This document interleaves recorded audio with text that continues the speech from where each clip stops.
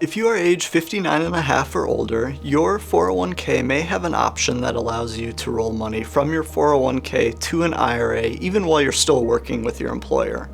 This is known as an in-service rollover, and it can be beneficial for a couple of reasons. First, if your 401k has high fees or just poor investment options, rolling money into an IRA will give you access to thousands more low-cost, diversified investments. Next, if you want to do Roth conversions and your 401k plan does not allow in-plan conversions, an in-service rollover might be a good option for you.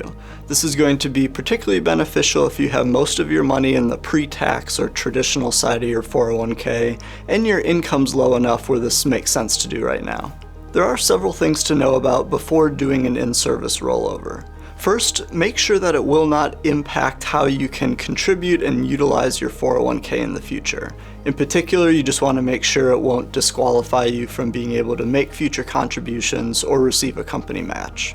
Next, if you have any company stock within your 401k that has appreciated significantly, you may want to avoid doing an in-service rollover. And that's because this rollover may disqualify you from being able to take advantage of a NUA or net unrealized appreciation strategy later on. This is something that can drastically lower a retiree's tax bill, but has to be done correctly to utilize. Lastly, make sure you know what the fees are going to be in your new IRA that you're rolling assets into, particularly if you're moving the assets to a financial advisor.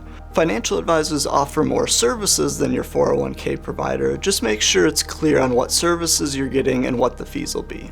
At Arnold & Mote, we are flat fee financial advisors. That means clients don't pay us more based on the amount of assets they have with us. That allows us to always act in the client's best interest and avoid any conflicts of interest.